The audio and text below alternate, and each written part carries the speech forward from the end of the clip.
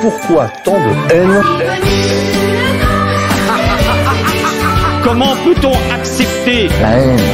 La haine intacte.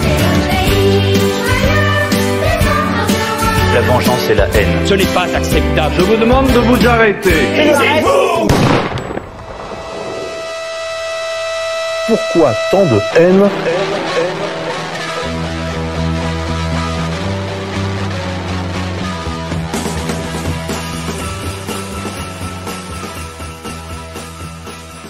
Cela fait une dizaine d'années que je pratique Rudi Reichstadt. J'ai fait sa connaissance, au propre comme au figuré, à l'époque où je travaillais avec un ami sur un ouvrage sur les attentats du 11 septembre 2001, prophétiquement intitulé « J'accuse la pandémie conspirationniste », sur le mode du pamphlet inversé. L'individu était alors un quidam complètement inconnu du grand public. Il tenait déjà le site Conspiracy Watch, qui n'était alors qu'un blog rudimentaire et marginal, qui s'attirait les railleries en raison de son outrancier positionnement néoconservateur et pro-israélien. Pendant des années, Rudi Reichstadt a végété dans les limbes d'Internet, même s'il avait, dès le départ, de solides amitiés dans les milieux sionistes. À un moment donné de son parcours, justement, les bonnes fées, ou les sorcières, cela dépend du point de vue, de la Fondation pour la mémoire de la Shoah, se sont pensées sur son destin et d'un coup de baguette magique ont augmenté son corps de vermisseau ailé destiné à l'insignifiance d'une paire d'ailes enchantées de la République grâce auxquelles il a pu s'élever irrésistiblement vers des hauteurs absolument insoupçonnables au début de la décennie 2010. Chers amis auditeurs, bonjour. Bienvenue pour cette édition de Pourquoi tant de haine, le magazine des génocides imaginaires. J'ai le plaisir de recevoir à nouveau François Belliot, journaliste, essayiste, à notre micro pour nous entretenir d'un sujet qu'on vous avait promis, souvenez-vous, lorsque nous avions parlé de Charlie, puis aussi précédemment encore du Bataclan. Nous vous avions promis que nous parlerions de l'anticonspirationnisme. François Belliot, bonjour. Bonjour. Merci d'accepter notre invitation. Alors, je rappelle à nos auditeurs que vous aviez d'une certaine façon commencé ce travail, ce travail qui a donné donc le lieu à un livre intitulé L'anticonspirationnisme mis à nu à travers l'imposture, Rudi Reichstadt aux éditions Le Retour aux sources. François Belliot, vous aviez en fait commencé ce travail avec le premier chapitre, non pas le premier chapitre, la deuxième partie de votre ouvrage sur Charlie, l'enquête impossible. Vous aviez consacré déjà tout un travail, je dirais, préliminaire à cette question de l'anticonspirationnisme. Et vous avez, je crois, été poussé à poursuivre ce travail en choisissant finalement la figure de Rudi Reichstadt comme fil rouge de votre travail. Est-ce que vous pouvez nous dire un peu plus, pour revenir sur la jeunesse de ce livre, revenir sur ce que vous nous disiez dans cette deuxième partie, dans ce deuxième chapitre, première partie de votre livre sur Charlie? Oui. Alors pour rappel, le livre sur Charlie, c'est un livre en 4 parties, en fait, avec 4 angles d'attaque. Et l'analyse du discours anticonspirationniste, originellement, c'était l'angle d'attaque principale que je comptais adopter. Je n'avais même pas imaginé traiter le procès des attentats. Comme ça fait ça fait des années, je connais très bien le discours anticonspirationniste. D'ailleurs, dans la bibliographie, je renvoie à tous les ouvrages qui ont été publiés sur le sujet ces dernières années. Donc je m'étais bien rendu compte qu'il y avait notamment depuis 2015 ce qu'on pourrait appeler alors, en fait ça vient de bien plus loin, mais une accélération de la mise en place de dispositifs anticonspirationnistes avec un discours anticonspirationniste que je vais dire assez maintenant parce que c'est un peu long, c'est pour ça que j'acronymise, qui présente des caractéristiques immuables d'une affaire à une autre. Et une fois qu'on a repéré ces caractéristiques, et aussi il faut bien préciser que ce discours AC est tenu par un nombre d'acteurs invariables, c'est-à-dire ça fonctionne comme une mafia avec des cooptations, ne vient pas dans le club qui veut. On peut imaginer qu'il y a des séances préparatoires, des faux pas à ne pas commettre, des points faibles sur lesquels insister. Donc quelque chose d'extrêmement structuré et qui en creux, une fois qu'on l'a identifié, permet à peu de frais de se faire une idée sur une affaire qui mettrait des années, voire des décennies pour être élucidé. Donc pour le massacre de Charlie Hebdo, qui s'appelle l'enquête impossible, c'était particulièrement adapté parce que vu que c'est une enquête impossible où tous les trous, toutes les fenêtres, les ouvertures sont bouchées, certaines permettent quand même de deviner qu'il y a quelque chose de louche, mais ça ne suffit pas. Le discours anticonspirationniste est un révélateur d'une manipulation, éventuellement d'une opération sous faux drapeau. Oui, on peut parler presque de service après-vente. En fait, l'anticonspirationnisme, c'est l'équipe chargée de gérer justement les inconsistances, les insuffisances de l'opération elle-même. Et c'est vrai, vous rappelez dans l'introduction très justement, vous avez constaté depuis 2000, presque depuis 2000, on va dire depuis le 11 septembre 2001, bien sûr, un début de mise en place de cet appareillage qui était déjà en germe en France, mais on peut dire sa professionnalisation, sa mise en place définitive jusqu'en 2022 en fait. Vous nous tracez un segment plus court. Vous retenez la date de 2011-2022. Vous rappelez les nombreuses affaires et c'est vrai que quand on regarde la liste, on est saisi par, j'ai envie de dire, par la continuité et l'omniprésence en fait de ces anticonspirationnistes. Ça va donc du 11 septembre. Alors alors ça c'est le 11 septembre, ça c'est simplement pour préciser que ça vient d'un peu plus loin. En fait, j'aurais pu commencer à JFK ou même pourquoi pas la Révolution française si on va vraiment jusqu'au bout. Mais bon, il faut à un moment prendre une limite. Si on est dans le contexte franco-français, on va dire le plus récent, la borne temporelle, c'est l'affaire Dieudonné de janvier 2014 et ensuite le massacre de Charlie Hebdo de 2015. C'est là qu'il y a un envol en fait de ce discours anticonspirationniste, anticomplotiste, alors l'autre bande temporelle, c'est le 11 septembre, effectivement, où ça quand même c'est ce qui a déterminé d'ailleurs Rudy à se mettre au travail et au service de la communauté nationale pour sauver l'humanité. Ouais. Alors quand même, pour rappel, pour que nos auditeurs comprennent bien, ça ne se cantonne pas à JFK le 11 septembre et Charlie ou l'hypercachère, mais encore une fois, donc JFK, le 11 septembre, les guerres d'Afghanistan, la destruction démocratique de la Libye, dites-vous, et de la Syrie, la mort de Ben Laden en 2012, son cadavre jeté aux requins, on se souvient, du haut d'un porte-avions américain. On pourrait même parler là aussi de la mort accidentelle, je mets des parenthèses, de l'équipe chargée de sa récupération au Pakistan. Également l'affaire Mohamed Merah, voilà, qui s'est produit, rappelez-vous, dans l'entre-deux tours de l'élection présidentielle de 2012, le lynchage politico-médiatique de Dieudonné, donc par Manuel Valls, le massacre de Charlie Hebdo, la prise d'otage de l'hypercachère, bien sûr, qui est contemporaine, et puis les attentats du 13 novembre 2015, et enfin, pourrait-on dire, la crise migratoire de 2015, parce que là aussi, on peut dire que les anticonspirationnistes sont intervenus pour nous expliquer que l'immigration tout était normal, était un phénomène naturel. C'est comme les oiseaux, comme la migration des oiseaux, absolument. Donc ils étaient présents aussi dans cette grande crise qui d'une certaine manière n'avait pas de contour. Là, vous parlez en plus de la mise en branle de l'appareil de l'éducation nationale. Enfin, la mise en place de la DILCRA. Et puis, bien sûr, tout ce qui a touché, puisque là on les a vus, là c'était carrément, c'était d'une clarté biblique. On les a vus aussi se mobiliser au moment de la crise pseudo-sanitaire du Covid-19, du rhume 19, jusqu'au tout dernier épisode, qui était ce documentaire. Je sais pas si vous l'avez vu.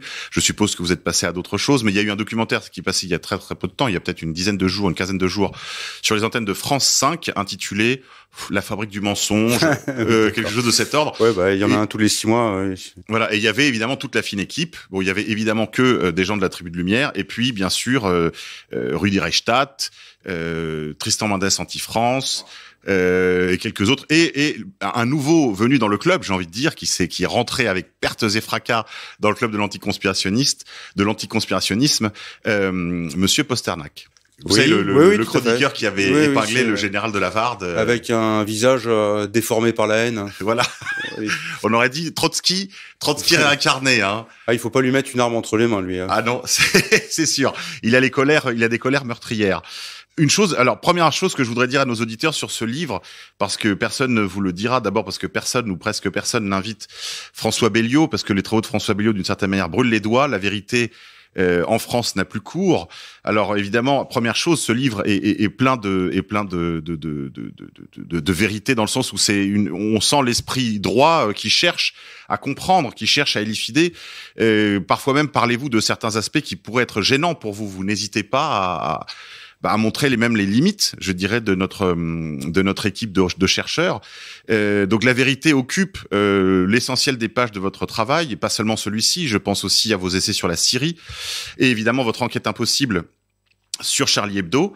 Mais aussi, et c'est peut-être le plus remarquable dans votre ouvrage, François, c'est le style. Vous avez une plume très sûre, vous écrivez merveilleusement bien, vous trempez votre plume dans l'ironie, on rit au long des pages, ce qui rend la lecture d'autant plus agréable, bien sûr, parce que la compagnie de Rudi Reichstadt n'est pas vraiment extrêmement agréable, mais vous la rendez supportable par l'ironie et je dirais, oui, la malice que vous arrivez à mettre dans votre travail, qui aurait pu être autrement plus aride et fastidieux en réalité. Hein. Donc vraiment, je voudrais saluer quand même le François Belliot, homme de lettres. C'est un exercice de style compliqué de s'essayer à la littérature avec un sujet aussi difficile et ennuyeux que Rudi Reichstadt. Vous arrivez à le rendre intéressant, passionnant même. Et puis on voit que vous avez des lettres. Je voudrais juste lire une petite l'incipit que vous avez mis au début de votre ouvrage, une situation de la Bruyère, après deux belles citations de Baudelaire. L'on voit des hommes que la faveur pousse d'abord à pleine voile. Ils perdent en un moment la terre de vue. Ils font leur route. Tout leur rit, tout leur succède. Action, ouvrage, tout est comblé d'éloges et de récompenses. Ils ne se montrent que pour être embrassés et félicités. S'il y a un rocher immobile qui s'élève sur une côte, les flots se brisent à ses pieds. La puissance, les richesses, la flatterie, l'autorité, la faveur, tous les vents ne l'ébranlent pas, c'est le public où ces gens échouent. Alors évidemment, je pense que vous pensiez, en écrivant ces lignes de citation de la Bruyère à notre pauvre Rudi Reichstadt, qui en effet n'a pas de public. Un public captif, on va dire. Un public captif. Alors, vous vous rappelez justement au début de votre ouvrage que Rudi Reichstadt a commencé... Y compris les enfants. Hein. Oui, y compris les enfants. Vous le rappelez d'ailleurs sous la houlette de la young leader Najat Vallaud-Belkacem. C'est elle qui a été vraiment à la manœuvre dans la mise en branle de l'éducation nationale au service de l'anticonspirationnisme. Mais malgré tout, vous rappelez que finalement, sans l'aide de la fondation là pour la mémoire de la Shoah, sans les financements, il y a tout un chapitre qui est consacré à cela, Rudi Reichstadt serait resté probablement un petit blogueur dans les confins de l'internet, une luciole, dites-vous, avant que de devenir un astre du paysage audiovisuel français. Alors justement, revenons là-dessus sur la jeunesse. Quel est le premier Rudi Reichstadt ?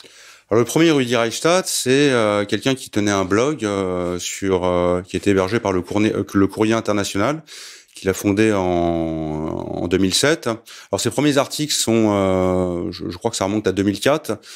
Tout de suite, son premier article c'était sur la revue de Caroline Fourest, qui est Pro-Choix. Pro-Choix avec Fiametta Wener, sa compagne de l'époque. C'est un dépucelage assez symbolique.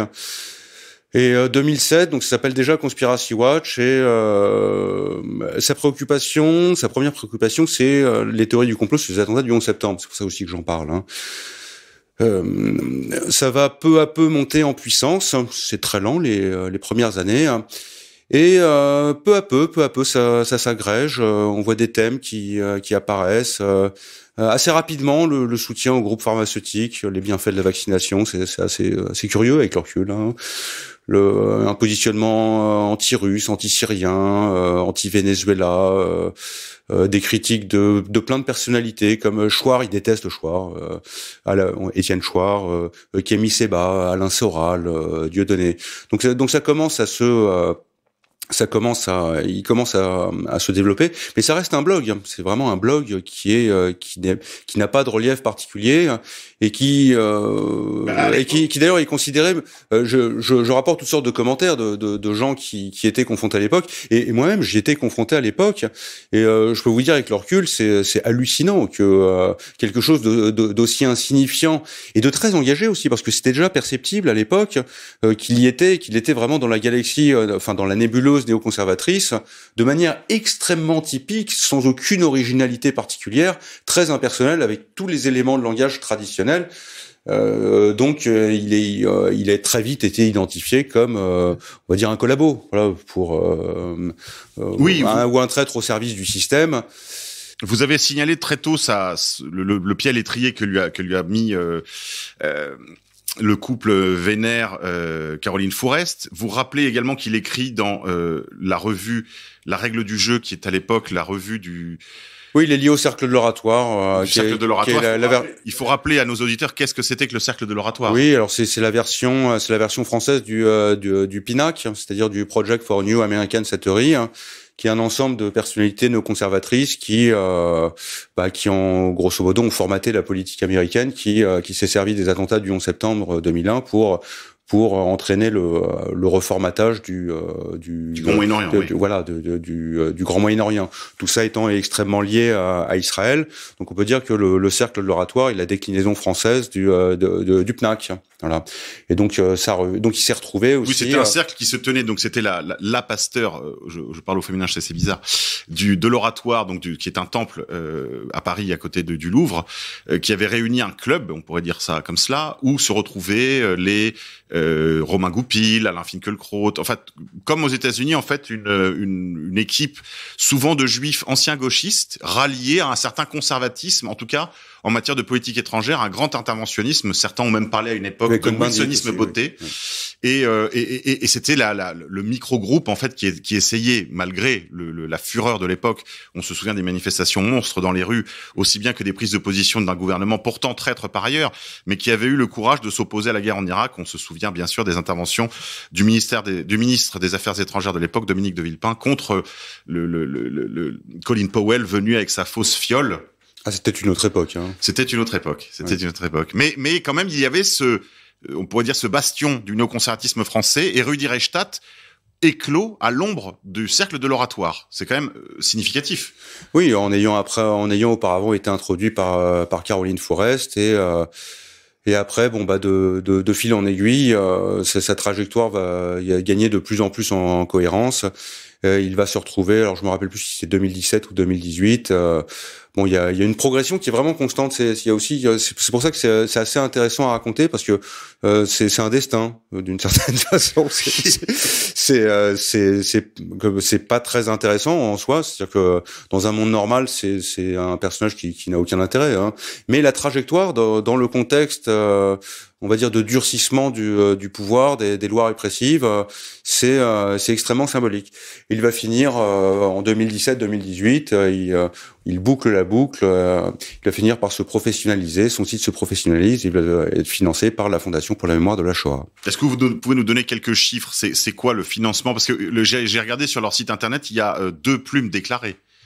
Il y a Rudi Reichstadt ainsi que sa collaboratrice. Probablement qu'il y a d'autres contributeurs. Non, il y en a d'autres, parce qu'on peut trouver en fait parce qu'il y a des gens en fait qui se mettent en colère contre les articles qui sont écrits sur eux. Vous en savez quelque chose? Oui, on va en parler tout à l'heure. Et donc ces gens font des recherches et identifient des rédacteurs. On s'aperçoit quand même qu'il y a des contributeurs et des rédacteurs.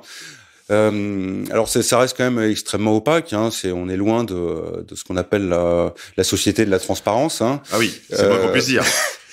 Si vous voyez le site de Conspiracy Watch, et ceux qui savent en plus le côté, l'origine de Rudi Reichstadt, c'est-à-dire son blog, c'est-à-dire que son blog, autant c'est clair que c'était une seule personne qui l'animait. Il y avait, je me rappelle, en 2010, il devait y avoir qu'une 50aine de publications à l'année. Ce n'est pas grand-chose. Ce sont des relais. Ce ne sont pas des articles rédigés. Ce ne sont pas des compositions politiques savantes. Là, si vous allez sur le site de Conspiracy Watch, là maintenant, allez-y, c'est une curiosité. On peut le faire une fois dans sa vie. Ça ne coûte rien. Vous verrez quand même qu'il y a un travail énorme. Ça ne peut pas être que 2 personnes. C'est impossible. Mais en tout cas, c'est ce qu'ils affichent sur, on va dire, dans l'ours. Il y a 2 noms qui sont à l'affiche. Ah oui. Et c'est intéressant. Alors, je vais expliquer à nos auditeurs pourquoi je le sais. Vous avez peut-être, pour certains d'entre vous, vu qu'un article avait été publié d'abord par Street Press. Et ensuite, Rudi Reichstadt s'est emparé de cet article de Street Press qui faisait suite lui-même à un article d'ailleurs du CRIF. Donc, on peut dire qu'il y a une cascade, il y a une production, on va dire, comme une campagne d'influence. Il y a un article qui sort sur le site du CRIF, puis il lui est donné un écho plus important avec Street Press, qui est un média Soros et affilié au Parti socialiste, de l'aveu même de leurs auteurs. Hein. Je n'invente rien. Et ensuite, Rudi Reichstadt reprend et déforme. Pour vous donner un exemple de la méthode, on y reviendra, c'est très intéressant parce que il faut le vivre pour vraiment comprendre la méthode. Vous en parlez dans les premières pages de votre livre. C'est calomnie, invention, mensonge, amalgame, dans le but de salir et avec l'espoir en fait qu'il n'y aura jamais de correction faite et interdiction évidemment pour les gens qui sont diffamés ou sur lesquels on a sinon menti, en tout cas commis des inexactitudes, impossibilité de corriger. Et extrême lenteur de la justice. Extrême lenteur de la justice. On est très loin de Cassandre Christo, là. Oui, on va y revenir, d'ailleurs c'est un point intéressant. Rudi Reichstadt reprend donc cet article de Street Press en y ajoutant des éléments qui sont pas dans l'article de Street Press, mais qui sont faux, qui sont des rumeurs, mais qui sont des rumeurs crédibles. Il dit par exemple que j'ai été parmi des gardés à vue dans une affaire de je ne sais pas, de maquis anti-islamiste, je suppose, quelque chose de cet ordre. Et évidemment, c'est faux, je n'ai pas été ni entendu, ni même convoqué, ou quoi que ce soit de ce genre, dans le cadre de cette affaire. Mais comme Rudi Reichstadt l'a écrit, d'une certaine manière, la fois suivante, si on vient me chercher, je serai jugé en état de récidive. Oui, effectivement, c'est-à-dire qu'en fait c'est un peu bizarre, mais c'est comme si l'article de Rudy en fait va fonctionner comme une preuve. Voilà, exactement. C'est-à-dire qu'en fait il suffit de simplement il ment, c'est tamponné, il n'y a pas de contestation, donc c'est vrai. Mais ça fonctionne comme sur. Mais pour quasiment tous les résistants, hein. Oui, je donne un autre exemple. Là, par exemple, là, pour ce que je fais sur le 13 novembre, je me réintéresse à la guerre en Syrie. Et je vois comment c'est frappant le fait de répéter à l'infini que Bachar el-Assad a fait ci, a fait ça, a massacré son propre peuple. Et en fait, comme ça a été dit, comme ça a été répété, ça a été écrit, maintenant on arrive à un stade où on n'a plus besoin de vérifier. C'est une espèce, ce qu'on appelle l'effet de notoriété publique. Voilà, c'est pour tout à fait, pour faire écho à d'autres affaires. Tout à fait. Alors dans le cas de Rudi Reichstadt, c'est intéressant, on va y venir parce qu'on va quand même parler de la personne aussi avant d'en venir tout à fait à son travail. Enfin son travail, on peut c'est un vrai travail. Oui, c'est un travail à plein temps, un travail rémunéré, bien rémunéré, je pense. Rudi Reichstadt, en fait, à mon avis, n'existe pas. Alors je m'explique tout de suite. Rudi Reichstadt, je pense, c'est un pseudonyme. Je n'en ai pas la preuve, et je pense que c'est un pseudonyme parce qu'en fait, Rudi Reichstadt est très difficile à trouver physiquement. Je vais expliquer aux auditeurs pourquoi. Mon avocat, dans le cadre des diffamations dont j'ai été la victime de Street Press et de Monsieur Reichstadt par la suite, pour que la justice soit diligente, il faut faire une assignation directe. C'est-à-dire qu'il faut envoyer directement la plainte au domicile de la personne que l'on assigne. Or, Rudi Reichstadt, à ma connaissance, j'ai pourtant fait l'école de guerre économique, je sais faire une enquête, je sais faire une recherche de coordonnées, par des moyens légaux ou pas d'ailleurs, et à ce jour, je peux vous dire très tranquillement, chers amis auditeurs, je n'ai pas trouvé l'adresse de Rudi Reichstadt, ce qui est très difficile, sinon intentionnel. Donc je pense que ce n'est pas par crainte d'une attaque physique, d'un attentat contre sa précieuse personne. Je pense que c'est d'abord et avant tout pour éviter justement les assignations directes. Donc je n'ai pas pu me défendre parce que sinon cela demanderait une assignation indirecte, c'est-à-dire un dépôt de plainte qui mettra des années à être instruit si jamais un juge d'instruction voulait se saisir de cette affaire. Oui, et ce qu'il faut préciser aussi, c'est que l'article reste. L'article reste. Voilà. C'est-à-dire que pendant c'est une durée indéterminée très très longue, vous allez avoir un article diffamatoire vous concernant. Et quand on fait des recherches, généralement ce sont Conspiracy Watch est quand même assez bien référencé. Voilà, c'est le hasard là aussi, hein, voilà, n'est-ce pas? Donc ça participe de ces campagnes de diabolisation. C'est une guerre de l'information. C'est de la guerre, tout à fait. C'est une guerre de l'information. Oui. Mais alors justement, qui est Rudi Reichstadt, François Belliot? Je suis comme vous, je ne peux pas le dire. C'est une biographie qui est une biographie intellectuelle. Oui, on peut dire ça, mais parce que c'est quelqu'un qui en même temps paradoxalement on dit que on ne sait pas qui il est, mais il est. Moi-même, ça faisait des mois que j'avais pas relu ce livre. J'ai été de nouveau impressionné. En fait, je me suis dit, mais c'est pas possible. C'est-à-dire qu'il y a une omniprésence dans tous les médias écrits, les médias radio, les médias télévisés, participation à la réalisation de documentaires, collaboration avec l'IFOP, participation à des colloques avec l'éducation nationale, avec la fondation Jean Jaurès. C'est-à-dire qu'il y a une partie apparente du personnage, ce qu'on pourrait appeler son masque, on va dire. C'est-à-dire qu'il y a un masque omniprésent, qui permet de dessiner une continuité biographique, mais qui en même temps est un peu curieuse parce que, en fait, moi je vous dis, je ne sais pas. On a très peu, on a pour ainsi dire aucun élément biographique sur Rudi Reichstadt. Là, je suis en train de faire les portraits des terroristes du 13 novembre. excusez-moi, là, je fais l'amalgame avec le mot terrorisme, mais c'est vrai qu'il y a une forme de terrorisme intellectuel qui généralement prolonge le terrorisme. Et comme lui, il veut nous criminaliser comme terroristes, donc pourquoi pas. Quand vous faites le portrait des criminels et des terroristes du 13 novembre, vous avez les possibilités quand même d'avoir accès à des éléments biographiques. Là, dans ce cas-là, c'est un mystère. La seule chose que l'on sait de lui, c'est qu'il était étudiant à Sciences Po Aix. Ça, c'est vrai, oui, ça, c'est... parce que c'est quand même, pendant longtemps, ça a été son seul diplôme, et c'est vrai que ça faisait un peu, d'ailleurs, le CV du pauvre par rapport aux universitaires aux côtés desquels il s'affichait. Il a fait l'IEP d'Aix-en-Provence, il a été l'élève de Vincent Gesser. Je commence d'ailleurs. Il faut préciser que c'est une biographie, donc c'est vraiment, je suis la chronologie jusqu'à de 2004 en fait. Jusqu'à l'affaire de l'étoile jaune avec les antivax. Voilà, c'est ça. Donc c'est quand même, vous vous arrêtez tout récemment. Je m'arrête au 21 juillet 2021. Oui, 2021, oui, tout à fait. Ça va tellement vite. Oui, 2021 avec le discours d'Emmanuel Macron qui, je pense, restera dans l'histoire. Enfin, en tout cas, on s'en souviendra. Voilà, sur l'obligation vaccinale et le durcissement de la politique vaccinale. Alors, pas d'éléments biographiques sur les origines réelles de la personne Rudi Reichstadt, mais on a déjà évoqué donc sa mise en orbite. Peut-être dire un mot quand même de l'argent. Est-ce qu'on a une idée de ce que ça représente, le budget de quelque chose comme Conspiracy Watch? Aucune idée. Rien. On peut juste le deviner, parce qu'on sait... Alors, il y a une première source de revenus qui pourrait être l'Observatoire des radicalisations politiques, donc qui est une émanation de la Fondation Jean Jaurès. Qui elle-même est une fondation du Parti Socialiste. Oui, d'ailleurs, on pourrait savoir, ce serait intéressant de savoir, après les 2% d'Hidalgo, où vont aller les conseils de la Fondation Jean Jaurès maintenant. Mais ça, je pense, c'est plutôt des jetons de présence, ce n'est pas très important. Il a obtenu un emploi à la mairie de Paris. Alors de mémoire, c'est en février 2015. Ouais, février 2015. Alors je tiens à préciser. Je fais un parallèle. Il a une trajectoire comparable au faux héros de l'hypercacher qui s'appelle Lassana Bathily. Donc une histoire complètement romancée, une histoire de Maliens qui aurait sauvé des Juifs dans la chambre froide de l'hypercacher. Ce qui a été contesté par les Juifs concernés. Ah oui, tout à fait. Il y a un livre de Johan de Rail qui s'appelle Hypercacher qui dit que cette histoire est un mytho, enfin complètement inventé. Mais en même temps, une fois que c'est un mytho, c'est pas grave. De toute façon, toujours la même chose. Et voilà, il servait. Donc là, on lui a ouvert toutes les portes. Il a été immédiatement naturalisé. Il a obtenu un emploi à la mairie de Paris. Donc voilà. Donc Rudi Reichstadt il devient délégué de signature je ne sais pas, je me rappelle à la jeunesse et les sports, un truc comme ça.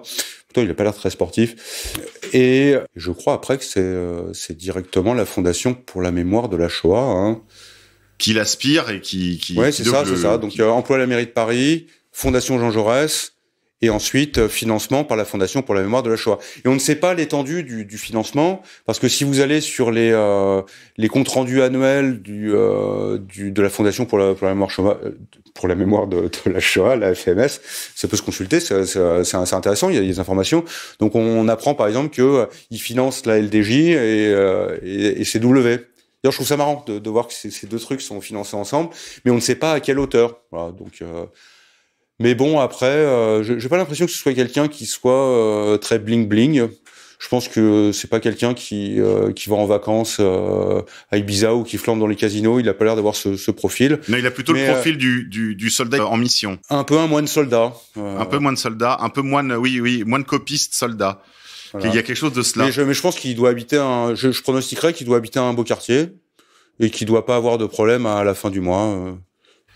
Alors. C'est tout ce qu'on peut lui souhaiter. Hein. On peut peut-être dire un mot de l'année 2015, l'année charnière, qui va vraiment être le début de la carrière de Rudi Reichstadt. Est-ce que vous pouvez nous en dire un peu plus? Là, vous y consacrez un chapitre, page 47 de votre. Oui, ça c'est c'est pour ça que je dis que le massacre de Charlie Hebdo a fait en quelque sorte Rudi Reichstadt. Et c'est aussi pour ça que parce que ces deux livres, je les ai écrits en même temps. C'est-à-dire qu'à un moment, j'ai fait une pause dans la rédaction de Massacre de Charlie Hebdo, l'enquête impossible, parce que je suis tombé là-dessus.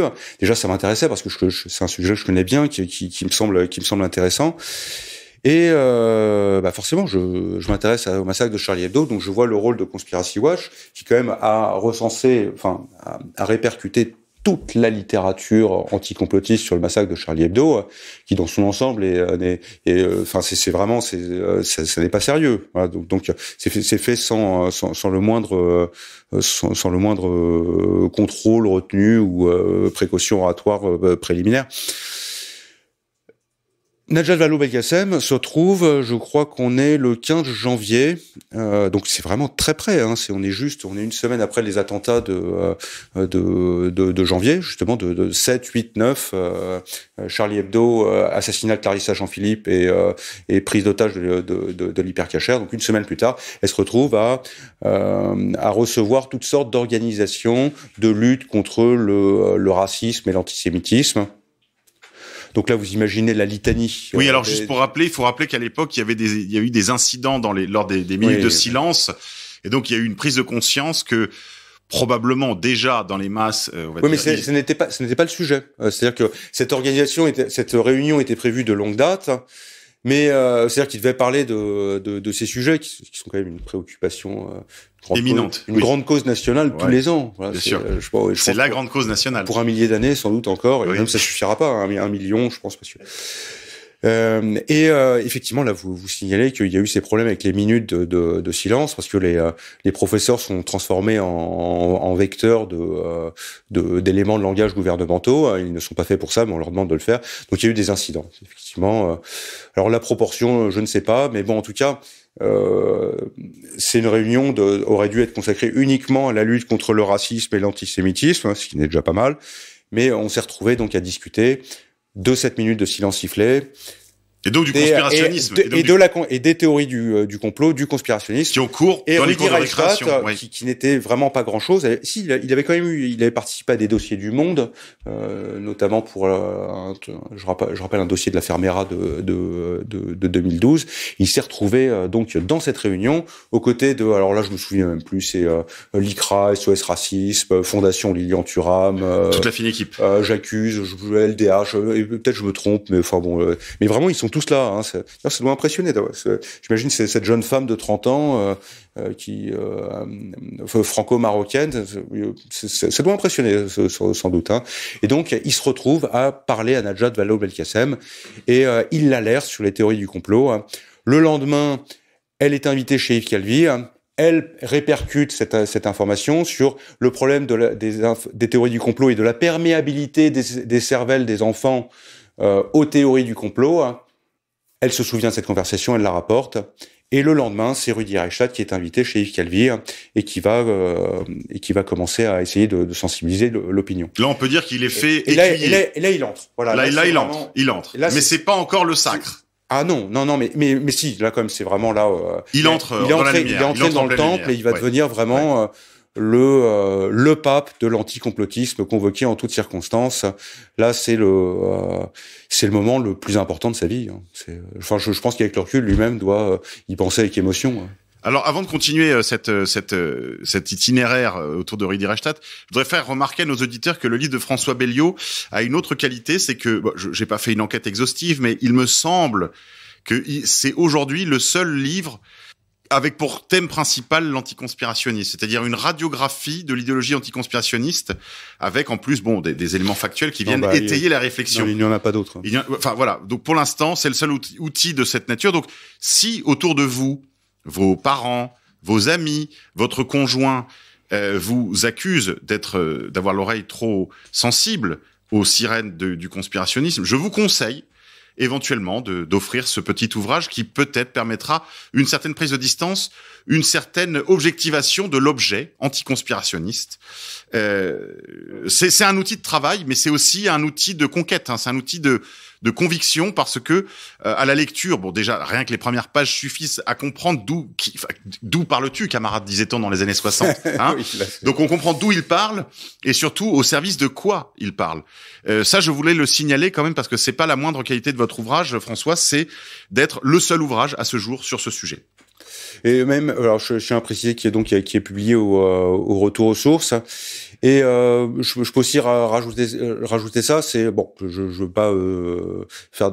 C'est pas le but de faire une comparaison, mais mon livre précédent était vraiment une enquête en bonne et due forme. avec certains aspects techniques. Là, je pense vraiment qu'il y a un caractère romanesque. C'est-à-dire que ça n'est pas une démonstration. Des fois, c'est-à-dire qu'il y a des passages qui sont démonstratifs et didactiques, mais ça raconte une histoire. Ça raconte une belle histoire. Et moi-même, je me suis pris dans la narration. En fait, je l'écris beaucoup plus vite que l'enquête, parce qu'il y a vraiment un côté. On se demande jusqu'où va-t-il aller, Non, mais comment c'est possible. Et en fait, chaque année surpasse l'autre. Et c'est un sujet d'émerveillement. On pourrait imaginer une adaptation, une série télévisée de la vie de Rudi Reichstadt. Non, mais je plaisante à peine, parce qu'en réalité, il y a quelque chose de balzacien dans ce personnage. C'est-à-dire que c'est vraiment de l'ombre à la lumière. Vous avez trouvé cette très belle métaphore de la luciole à l'astre. Voilà. On passe vraiment des ténèbres à la lumière. C'est une très belle histoire. On va penser à Belle Amie aussi. Oui, tout à fait. Et donc, il y a quelque chose de très parisien aussi. Je veux dire, par là, de cette aventure, de ce pauvre petit juif, étudiant, probablement dans une masure sous les combles à Aix-en-Provence, on imagine le pauvre. On peut imaginer tous ces héros de romans du 19e siècle, le Lucien de Rubempré de Balzac, ou le Frédéric Moreau ou même le Fabrice Del Dongo, Fabrice Del Dongo de Stendhal qui débarque sur le champ de bataille. Là, on imagine, il y a un peu de ça. Hein. On est quelque part entre Rubempré et Del Dongo, avec des personnages qui sont extraordinairement ambitieux et qui sont prêts à tout pour réussir. Tout à fait. Et alors justement, un petit mot, peut-être un petit entracte. La différence quand même, c'est que Rudy a quand même des appuits très sérieux dès le début, tandis que ce sont des personnages qui sont un peu dépourvus. Il a des quartiers de noblesse. C'est ça, il a des quartiers de noblesse. Oui, c'est ça. Mais justement, pour faire les personnages littéraires dont on a parlé sont un peu déparvenus. Pour faire un petit intermède justement, avant de reprendre notre itinéraire en tenant la main de ce brave Rudy, est-ce qu'on peut dire un mot de la concurrence qui existe peut-être, parce que on a parlé de Rudi Reichstadt, on aurait pu faire aussi et pourquoi pas un spin-off, quelque chose sur Tristan Mendès France que je suis moi depuis longtemps, et on voit, ne voyez là aucune malice ni aucune méchanceté, chers amis auditeurs, mais on voit quand même c'est un peu des ratés. C'est-à-dire, économiquement, socialement, on sent des ratés dans le sens où Rudi Reichstadt aurait pu se couvrir de diplômes, se couvrir de couronnes académiques. Et Tristan Mendès France, c'est un peu la même chose. On sent qu'il y a des appuis, des oncles d'Amérique puissants qui les ont aidés. Et il doit y avoir aussi un peu de bassesse dans ces cénacles. Est-ce que vous avez constaté ici ou là que ça se tirait dans les pattes entre les différents postulants au titre de pape de l'anticonspirationnisme, Tristan Mendès France, Rudi Reichstadt, et l'ancien, je dirais la reine douairière de tout cela, qui est Jean-Yves Camus, par exemple. Oui, on pourrait qui a perdu sa couronne. On pourrait parler de Pierre-André Taguieff aussi. Pierre-André Taguieff. Leur maître à tous. Je n'ai constaté jamais la moindre dissension. Jamais. Je n'ai jamais constaté qu'ils se tiraient dans les pattes. Au contraire, ils se partagent le même gâteau et ils luttent pour la même cause. D'ailleurs, quand on les voit sur les plateaux télé ou radio, ils sont tout le temps ensemble. Oui, ils sont tout le temps ensemble. On a l'impression d'une diversité. Là, vous verrez, là, on pourrait rajouter Gérald Bronner aussi. D'une affaire à l'autre, c'est frappant. C'est pour là que j'emploie souvent le terme de escroquerie en bande organisée. On peut parler de pègre, de mafia. C'est vraiment un happy few. Alors happy few, mais effectivement là, je vous rejoindrai. Ils ont pas les meilleures places. Voilà. Ils ont pas les meilleures places. C'est un peu, c'est des seconds couteaux qui auraient pu aspirer à mieux. Mais bon, il y a quand même une solidarité entre ceux qui ont réussi et les ratés pour des raisons généralement raciales ou idéologiques.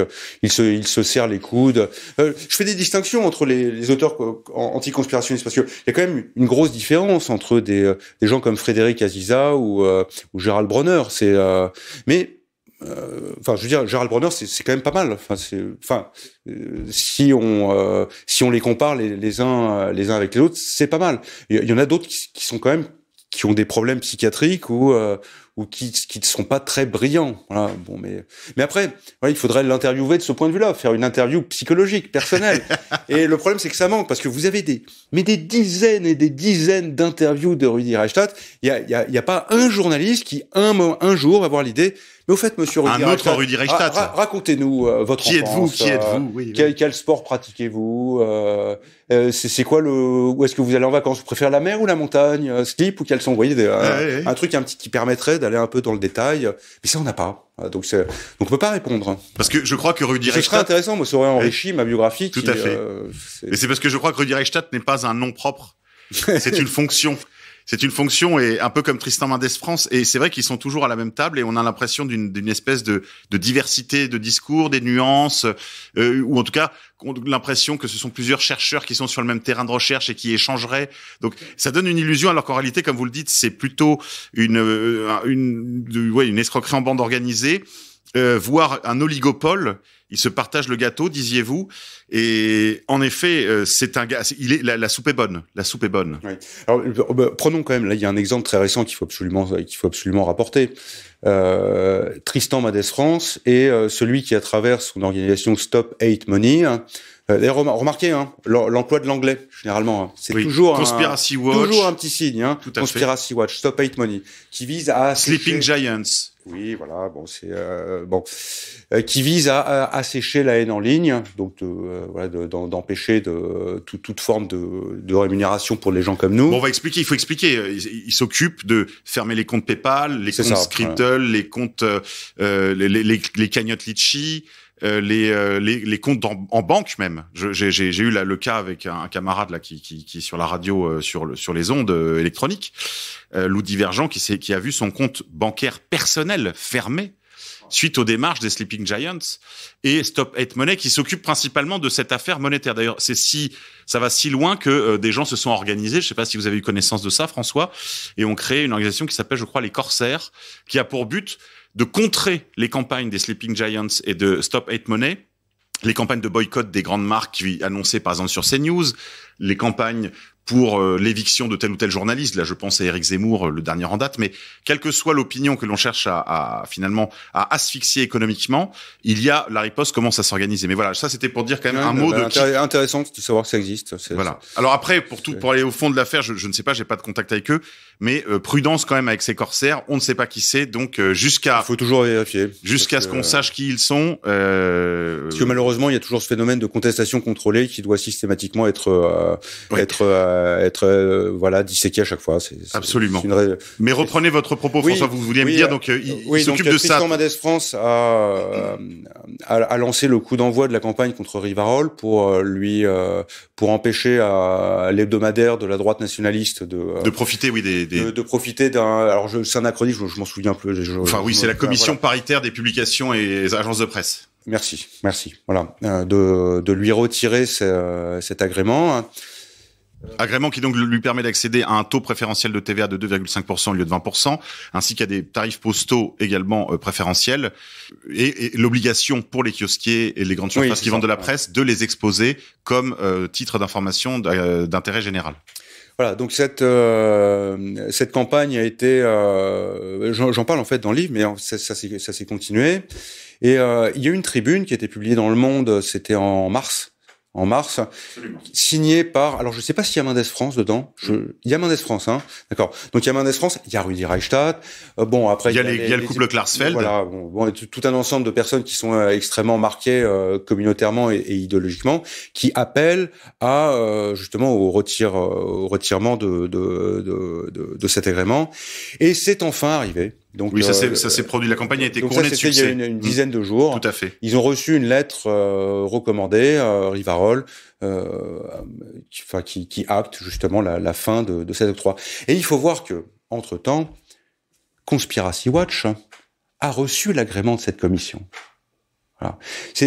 Alors que si on prend les critères qui définissent, qui devraient permettre, qui devraient légitimer l'obtention de ces avantages, si on voit le site Conspiracy Watch et on les confronte aux contraintes de l'agrément de cette commission paritaire, de cette commission paritaire, ben on n'y est pas du tout. On n'est absolument pas. Donc voilà, là je voulais montrer un prolongement, et aussi pour signaler que là je me suis arrêté en juillet 2021, mais en fait ça continue. Oui, vous voyez, ça continue toujours. Oui, c'est vrai que le dernier épisode en date, vous avez raison de le rappeler, François, c'est cette cette campagne contre Rivarol qui a été immédiatement couronnée de succès. Hein. C'est-à-dire que bon, en moins de 2 mois, la commission paritaire s'est pliée aux desiderata du couple Klarsfeld et des 2 archevêques de l'anticonspirationnisme, Rudi Reichstadt et Tristan Mendès France.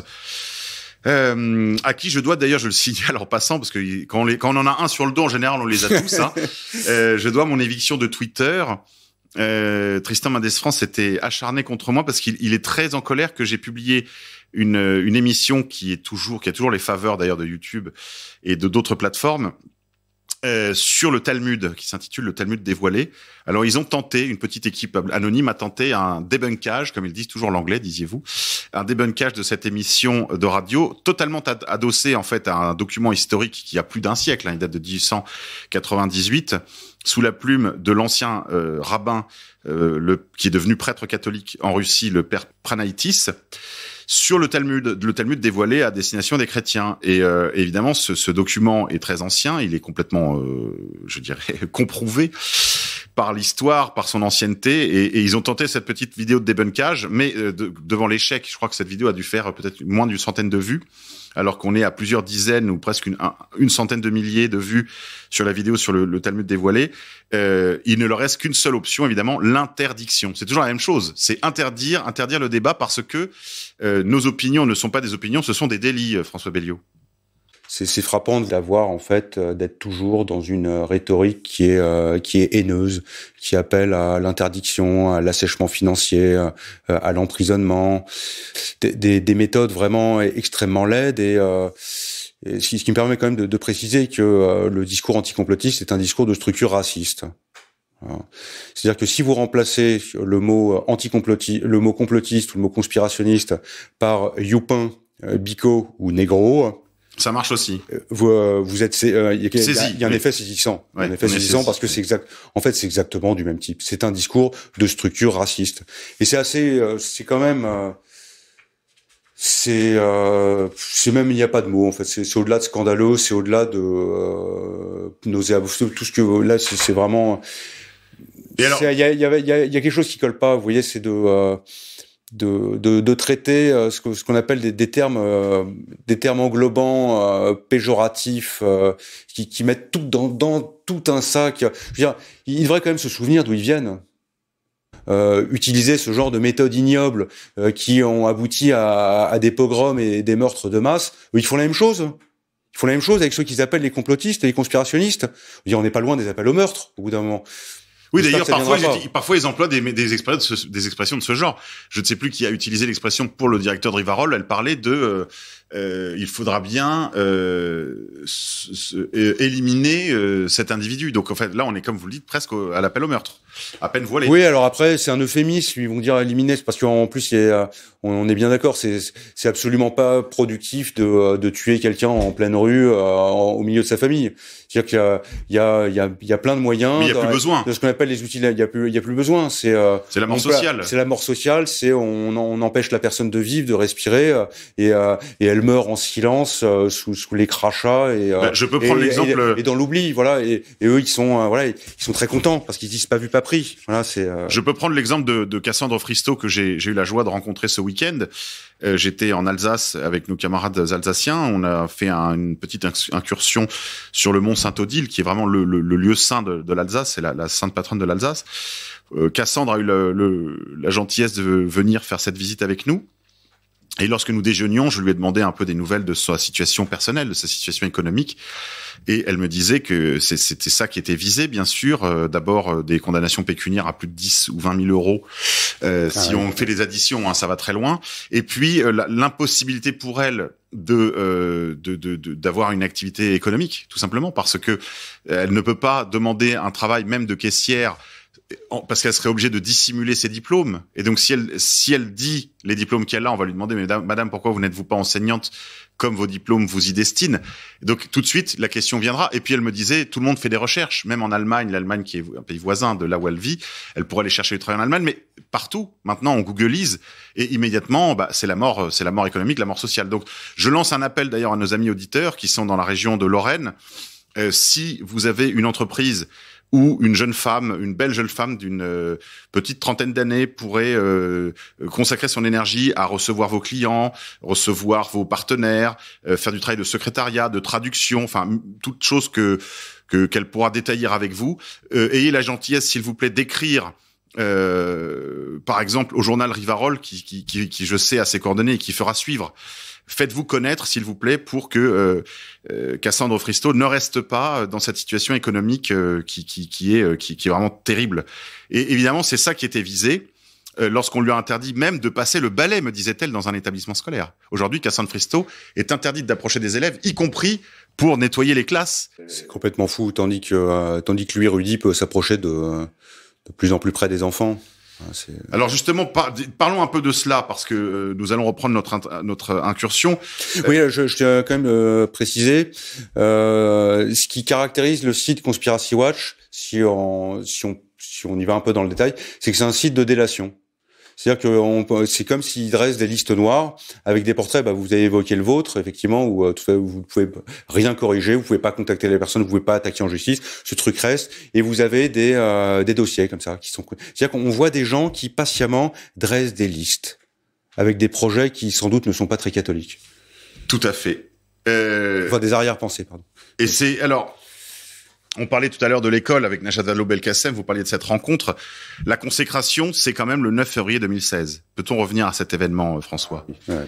Là, c'est vraiment l'entrônement, quoi, le couronnement de Rudi Reichstadt. Que se passe-t-il le 9 février 2016, François ?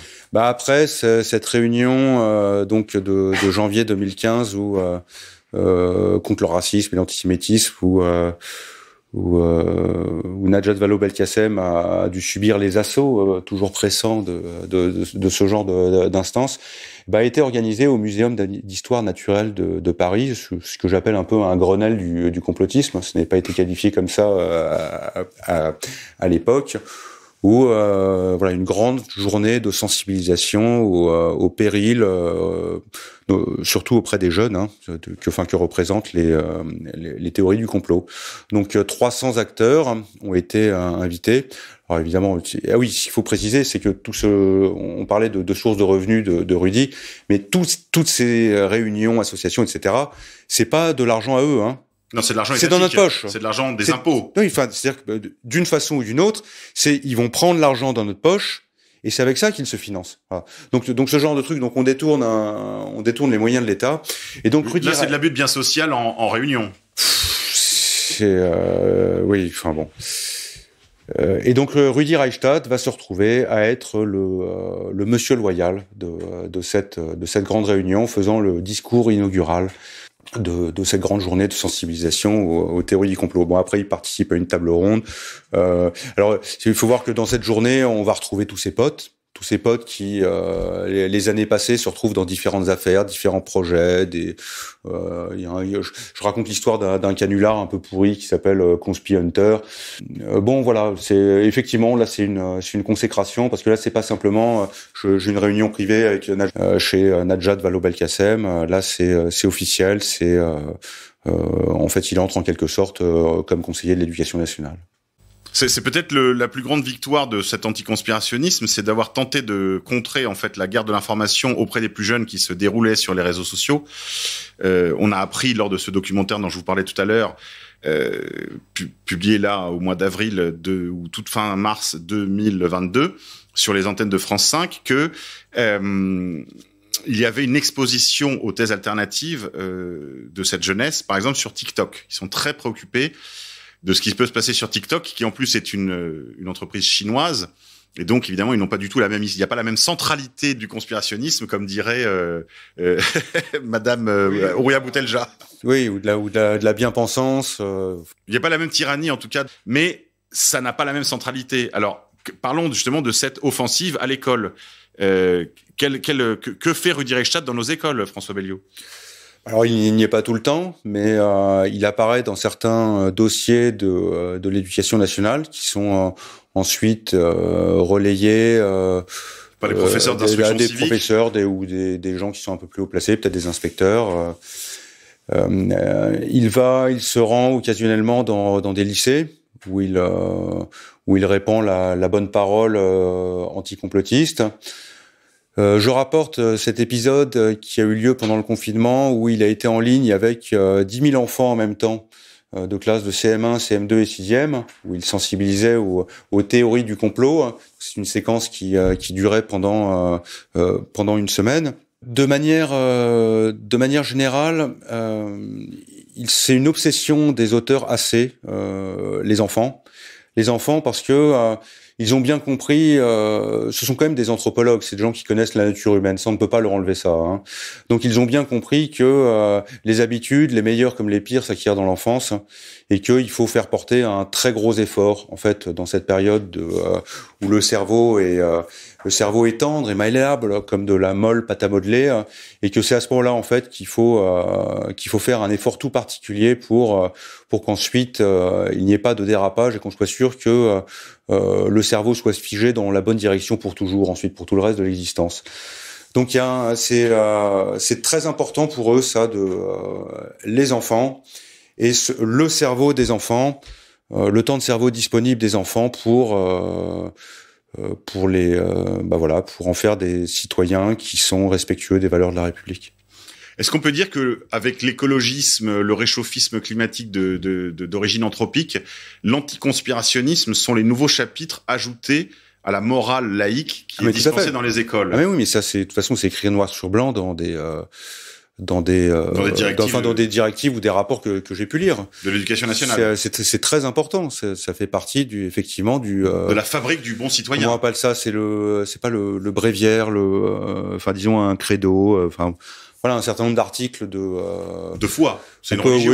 Oui, on peut dire ça. Dans la mesure où on ne donne pas aux enfants le recul suffisant pour savoir si, par exemple, ce serait intéressant d'expliquer que tous les auteurs anticonspirationnistes viennent d'un monde bien particulier, très connoté idéologiquement. Ce serait honnête, voilà, dans la démarche. Mais bon, ça n'est pas fait. Et par contre, l'idée, c'est vraiment de mettre la gomme. Alors, vous rappelez, je vais quand même le donner à lire parce qu'il y a quand même une grande inquiétude. Il y a une grande inquiétude dans l'AC, dans le monde anticonspirationniste. Une grande inquiétude. Et Rudi Reichstadt, d'ailleurs, plus le temps passe et plus il est inquiet. Donc, on a l'impression quand même que c'est un puits sans fond. C'est un peu le tonneau des Danaïdes, c'est un peu le rocher de Sisyphe. Plus ils en font, et moins ça marche. Exemple. Ouais. Donc ça, c'est sous la plume de Rudi Reichstadt. Compte rendu donc de l'étude donc sur son site, en date du 7 janvier 2018, sur donc la première étude vraiment sur la pénétration des théories conspirationnistes dans la société. Les attentats de janvier 2015 ont mis en lumière l'existence au sein de la société française d'un courant d'opinion complotiste tangible. Depuis, les inquiétudes sont croissantes quant à la circulation des théories du complot dans l'espace public ou encore de fake news, toujours l'anglais, susceptibles d'influer sur le cours d'une élection. 3 ans après ces attaques, la Fondation et Conspiracy Watch ont mené la Fondation, il faut entendre la Fondation Jean Jaurès, Tout à fait. ont mené une étude pour estimer la pénétration du complotisme dans la société et approcher plus finement le profil de ceux qui y adhèrent. C'est l'enquête d'opinion la plus ambitieuse sur le complotisme réalisée à ce jour. Alors, le complotisme est un phénomène social majeur qui concerne dans sa forme la plus intense pas moins d'1 Français sur 4. Seul 1 Français sur 5 y semble hermétique. La plupart des théories du complot soumises à l'échantillon recueillent des niveaux d'adhésion préoccupants. Comparativement à leurs aînés, les jeunes sont nettement plus perméables aux théories du complot, sauf certaines d'entre elles, portant par exemple sur le réchauffement climatique ou l'immigration. Le conspirationnisme est corrélé avec le vote populiste, de gauche ou d'extrême droite. Alors c'est quand même intéressant, c'est qu'on voit que deux autres des articles, des nouveaux articles, on va dire, du nouveau catéchisme citoyen que sont l'antiracisme d'une part et le pseudo-écologisme réchauffiste de nature anthropique. Donc, c'est un peu la trinité postmoderne. Oui, c'est un peu la trinité. Il y en a qu'un qui fonctionne vraiment chez les jeunes, c'est quand même l'anticonspirationnisme. Enfin, pardon, c'est le complotisme au contraire. L'immigration n'est pas vue comme un problème, pas plus que le réchauffement climatique anthropique. C'est-à-dire que ça, en fait, ces 2 autres articles, il se rend compte que ça fonctionne plutôt bien. Ça fonctionne plutôt bien. La propagande fonctionne plutôt bien. Ça ne rencontre pas d'opposition. Par contre, là, ils sentent sur ce qu'ils appellent les théories. De toute façon, il faut bien préciser que c'est un truc tellement fourre-tout. Ça n'a aucun sens. De toute façon, ce sont des termes qui sont à vocation diabolisante. Polémique, diabolisante. Ça ne veut rien dire, théorie du complot. Mais là, ils sentent que il y a un os. Voilà, vous utilisez l'expression tonneau des Danaïdes, effectivement. Ah là, il faudra bientôt mettre des implants pour surveiller ce qui se passe dans la tête des gens, parce que en fait, vous voyez, même quand ils font des sondages, on sent qu'ils sont pas sûrs, parce que ils se disent je vais interroger quelqu'un, mais peut-être qu'il ment. Est-ce qu'ils sont tous honnêtes quand ils répondent? Est-ce que c'est vraiment le cas? Là, on sent l'inquiétude. Ils ont moins de prise, incontestablement. Et il y a une vraie inquiétude. Mais c'est très intéressant pour nous, en tout cas, qu'il y ait à peu près 20% des gens qui soient sensibles aux explications alternatives des différentes campagnes de bombardement de mensonges dont ils font l'objet. Ça équivaut d'ailleurs à peu près à la proportion de réfractaires dans la population, c'est-à-dire 20%. Alors, j'aimerais quand même qu'on dise un mot, parce que l'heure avance, François. J'aimerais qu'on dise un mot du rôle de Rudi Reichstadt et de l'AC au moment de la crise des Gilets jaunes. Oui, alors c'est toujours les mêmes ressorts. C'est toujours les mêmes ressorts. Quand le mouvement des Gilets jaunes a pris son essor, donc on était en novembre 2018, l'angle d'attaque de Rudi Reichstadt, ça va être d'expliquer que les Gilets jaunes sont contaminés par les théories du complot et que... Alors sur quel sujet? La maçonnerie? Les vaccinations? En fait, tout. C'est le sionisme, ce qui va oui la critique du sionisme. On se souvient de Fly Rider. En fait c'est vraiment de fil en aiguille.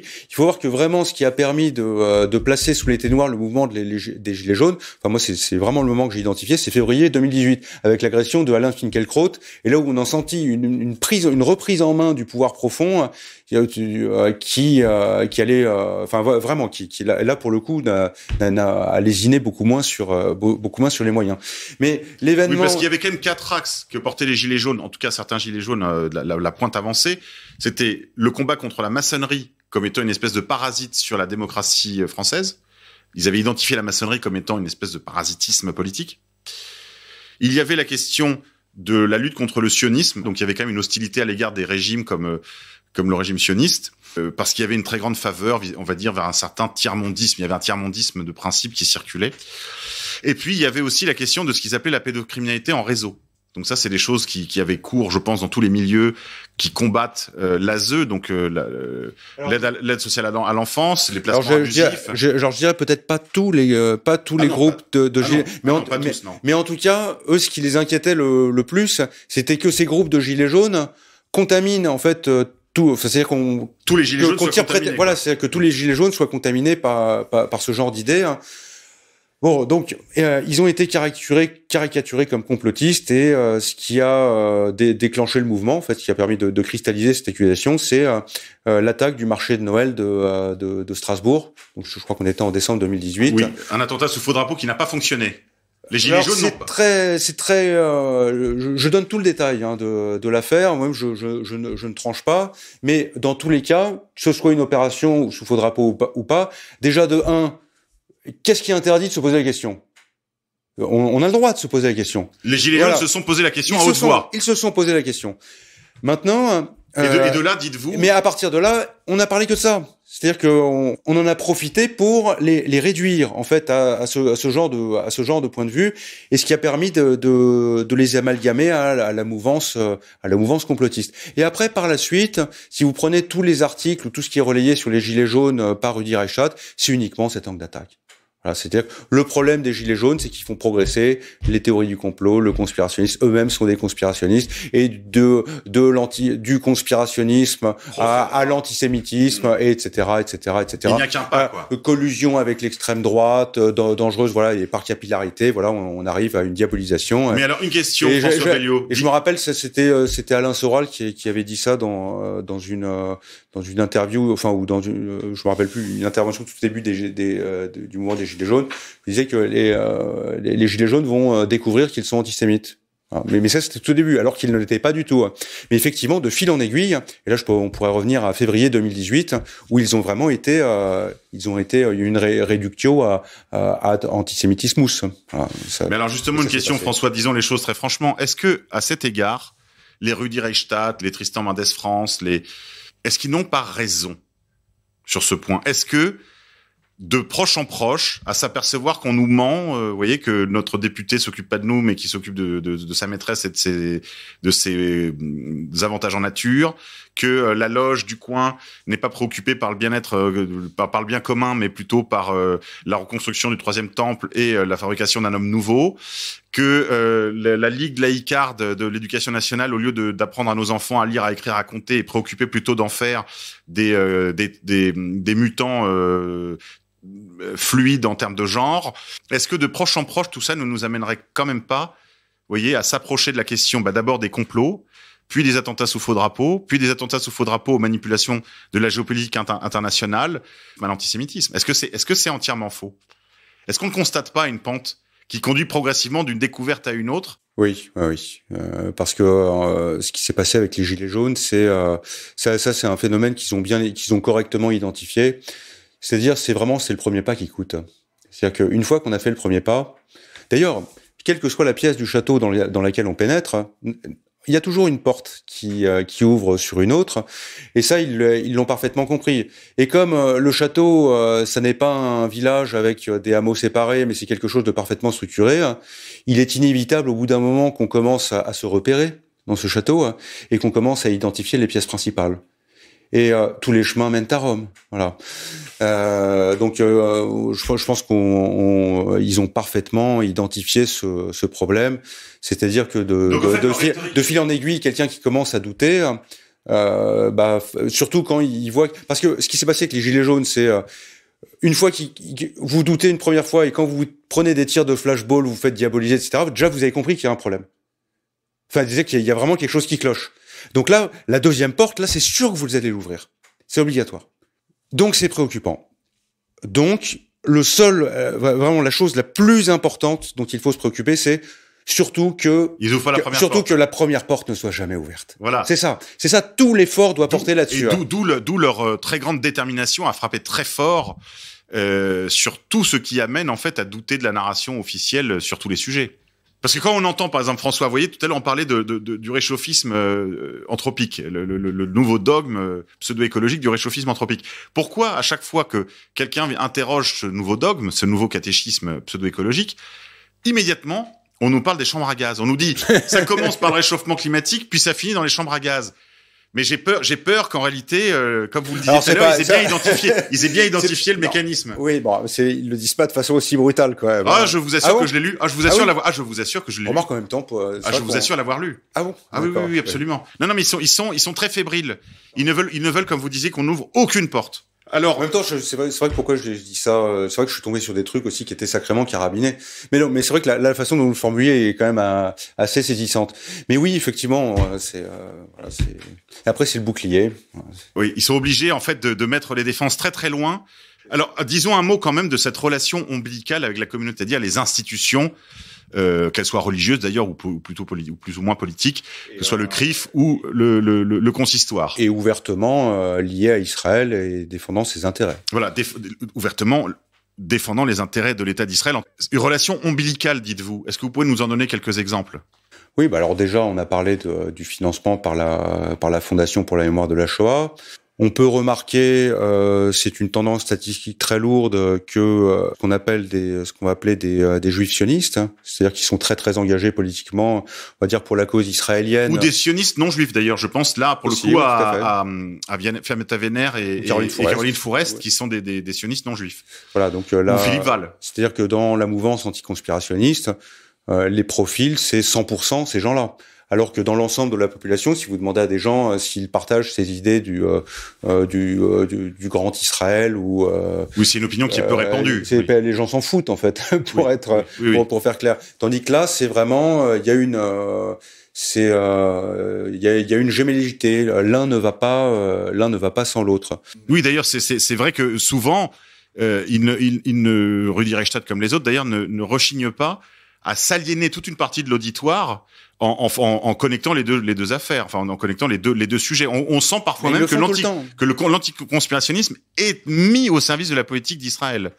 C'est-à-dire que l'idée, c'est de protéger la politique israélienne en disant toute critique d'Israël finalement c'est du conspirationnisme, donc du fascisme, on a compris. Oui, et politique d'Israël au sens à la fois étatique mais aussi mondialiste, parce qu'on parle d'institutions qui sont reliées à travers un réseau qui est mondial et qui sont représentées dans différents pays et qui représentent une identité bien particulière. Comme par exemple l'international Soros. est très présente dans l'entourage de Conspiracy Watch. Oui, ça en fait partie. D'ailleurs, si vous êtes sur Conspiracy Watch, un des dadas de Rudi Reichstadt, c'est de protéger George Soros de toutes les théories du complot dont il est l'objet, oui. Dont il est l'objet. C'est-à-dire en particulier donc d'avoir financé la vague des migrants en 2015. Voilà, oui, ça c'est un très bon exemple. Mais non, les migrants, c'est la météorologie. Vous voyez, regardez, là, c'est le printemps. Vous avez vu, là, je voyais une hirondelle. Ah oui, c'est une preuve. Donc vous êtes antisémite. Bon, si vous prenez, donc protéger George Soros. Alors maintenant, il suffit aussi de voir simplement comment il est reçu par les instances de la communauté juive organisée et la fréquence à laquelle il l'est. C'est simple, vous consultez, vous verrez dans le livre, il est tout le temps invité, il va à tous les événements qui sont dans ce cercle, qui sont concernés par ça. Donc franchement, s'il n'est pas là-dedans, c'est un peu comme si vous étiez un supporter du PSG et que vous êtes à chaque fois dans des rencontres dans le pack de l'OM. Et je dis, mais il y a non, vous êtes un supporter de l'OM, je suis désolé. Vous êtes toujours avec ces gens-là. Je dis, ah mais non, je n'ai rien à voir avec ça. Alors mais pourquoi vous êtes tout le temps avec eux? Pourquoi vous êtes tout le temps à entonner les chants dans le stade, dans le virage, à être parmi les plus... Donc bon, de toute façon, et pour terminer là-dessus, c'est quelqu'un de très discret. Je ne sais même pas en fait s'il est juif. Je veux dire, il n'en fait jamais étalage. Je ne sais pas quel rang il occupe dans la communauté organisée. Je ne connais pas ses ascendants familiaux. Mais le fait est que sa famille de pensée, eh bien, c'est là et pas ailleurs. De toute façon, si procès il devait y avoir, je préviens par avance, nous avons toutes les notes de bas de page du livre de François Belliot qui viennent prouver cette contiguïté. Non mais si on nie un truc pareil, enfin bon, à ce point-là, nions-le. Oui, mais vous savez, parfois la vérité, François, la vérité est parfois antisémite. Il faut le savoir ça. La réalité est parfois antisémite. C'est vrai. Ouais. Et il faut quand même payer pour cela. Alors un dernier mot parce que malheureusement l'heure avance. Un tout dernier mot, François Belliot, sur les derniers événements, la bataille de Hold Up, les masques, les vaccins, l'étoile jaune. Oui. L'étoile jaune des anti-vax. Oui, voilà. C'est ceux qui sont pas très, enfin, je parle pas aux auditeurs d'égalité et réconciliation, mais ceux qui tomberaient là-dessus et qui sont un peu moins au fait des opérations sous faux drapeau, du terrorisme fabriqué, des États profonds. Voilà, il y a toute une partie du livre, c'est l'analyse de la place, du rôle qu'a occupé Rudi Reichstadt dans la lutte contre les théories du complot autour de la Covid. Et là, c'est la totale. Voilà, c'est-à-dire que il défend la ligne. Là, c'est la diffamation influée continue, le mensonge, la diffamation. Des fois, on peut se dire ouais, sur l'affaire Mera, le 11 septembre, je connais pas trop, je peux pas dire. Mais quand même sur la crise sanitaire, on l'a tous vécu. Tout le monde l'a vécu. Tout le monde l'a vécu. Donc, je ne pense pas qu'il y ait une seule personne en France, même, il y a quand même quelques fanatiques. Il faut pas, ça existe, hein. Mais tout le monde sent qu'il y a eu une mauvaise gestion, qu'il y a eu des mensonges, qu'il y a eu des revirements. Et là, ce qu'on constate, c'est un alignement total sur toutes les décisions gouvernementales, y compris dans les contradictions, donc le port du masque interdit au début. Ensuite, le port du masque obligatoire. Et après, quand vous refusez le masque obligatoire, vous êtes un complotiste. Et ces anti-masques là, ils vont bientôt nous dire que il y aura une vaccination obligatoire. Je les attends. Hop, mais qu'est-ce qui se passe? La vaccination obligatoire arrive. Là, qu'est-ce qu'il dit? Rien. Alors il dira, mais non, c'est pas obligatoire. Bon, enfin, il pourra jouer sur les mots. Il jouera sur les mots. Voilà, c'est. Mais c'est un excellent exemple parce que là, pour le coup, on a une chronologie. C'est-à-dire qu'on peut prendre juste le segment Covid et voir la méthode du mensonge qui se dévoile petit à petit, mais qui est quand même toujours nié. C'est-à-dire que là, on est dans le principe de non-contradiction, qui se dilue. Oui. Le principe de non-contradiction qui se dilue avec le temps. Là, on voit que c'est-à-dire qu'il accompagne les contradictions du gouvernement. Hein, et autant dans d'autres affaires, ce n'est pas flagrant. Hein, mais c'est là qu'on se rend compte, c'est un type qui, en plus, est incapable de reconnaître la moindre erreur, la moindre faute, qui ne peut pas s'excuser, qui n'a pas de défaut. Tout le reste, ce sont ces salauds de complotistes. Et là, je reviens à un discours de structure raciste. C'est toute cette racaille, tous ces complotistes, conspirationnistes là, qui n'importe quoi, qui sapent la démocratie, qui etc. Alors je voudrais signaler parce que justement il y a des gens quand même qui se sont réveillés à gauche sur l'emploi de l'anticonspirationnisme comme politique comme police politique, comme police de la pensée. Et signaler la parution du livre du comité invisible intitulé Manifeste complotiste, je crois, ou Manifeste conspirationniste. Vous m'excuserez, je ne l'ai pas sous les yeux. Très facile à retrouver, donc sous la plume de Julien Coupat et du comité invisible, Manifeste complotiste, je crois, qui est une sorte de réponse à Rudi Reichstadt et à l'emploi politique par l'oligarchie de l'anticonspirationnisme, qui est véritablement, comme je le disais tout à l'heure, une sorte de service après-vente, une sorte de service d'accompagnement des conséquences des politiques publiques. François Belliot, merci beaucoup. Un petit mot de conclusion, François, pour nos amis auditeurs. Qu'est-ce que vous leur enjoignez si leur maman, leur compagne, leurs voisins les mettent en garde contre leur propre pente anticonspirationniste? Que faire? Que dire? Alors ce qui est très difficile, c'est qu'une fois qu'on a accepté que le discours anticomplotiste était justifié, hein, il y a comme une forme de croyance, de foi inébranlable. C'est pour ça que c'est dangereux. Hein, c'est une espèce de virus qu'on peut choper. Ça, je peux quand même le mettre en garde. C'est très dur en fait de revenir. De revenir d'une croyance anticomplotiste.